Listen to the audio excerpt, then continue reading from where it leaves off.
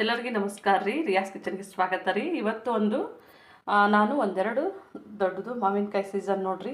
ಹಾಗಾಗಿ ಈ ಥರ ಮಾವಿನಕಾಯಿನ ಸಣ್ಣಕ್ಕೆ ಕಟ್ ಮಾಡಿ ಇಟ್ಕೊಂಡಿದ್ದೇನೆ. ಇದು ನೋಡ್ರಿ ಒಂದೂವರೆ ವರ್ಷ ಇಟ್ರೂ ಹಾಳಾಗೋದಿಲ್ಲ. ಇದನ್ನು ಮಾಡೋಕ್ಕೆ ಕೇವಲ ಒಂದು 10 ನಿಮಿಷ ಆಗ್ಬೋದು.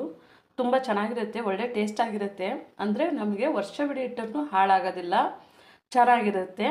ಇವತ್ತೊಂದು ಸುಲಭವಾದಂಥ ವಿಧಾನದಲ್ಲಿ ನಾವು ಉಪ್ಪಿನಕಾಯಿಯನ್ನು ಮಾಡೋಣ. ಇದಕ್ಕೆ ಬೇಕಾಗುವಂಥ ಸಾಮಗ್ರಿಗಳು ನೋಡ್ಬೋದು.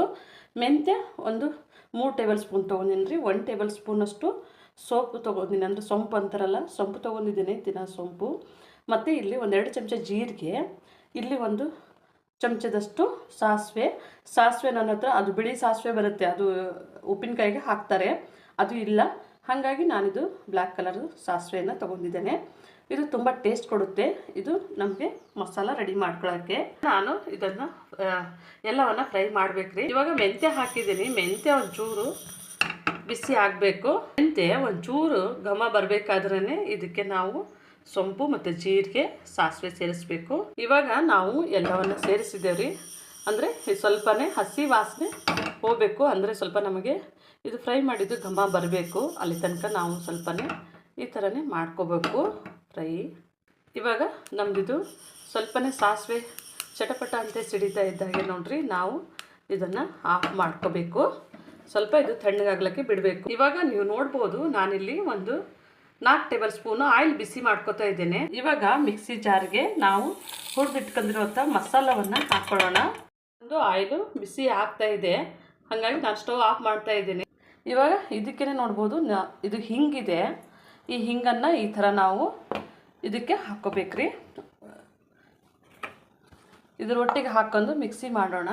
ಇವಾಗ ನಾವು ಇದನ್ನು ಈ ಥರ ತರಿನೇ ಮಿಕ್ಸಿ ಮಾಡ್ಕೊಂಡಿದ್ದೇವ್ರಿ. ಇವಾಗ ನೋಡ್ಬೋದು, ನಾನು ಅಚ್ಕಾರದ ಪುಡಿ 1-2.5 ಟೇಬಲ್ ಸ್ಪೂನ್ ತೊಗೊಂಡಿದ್ದೀನಿ.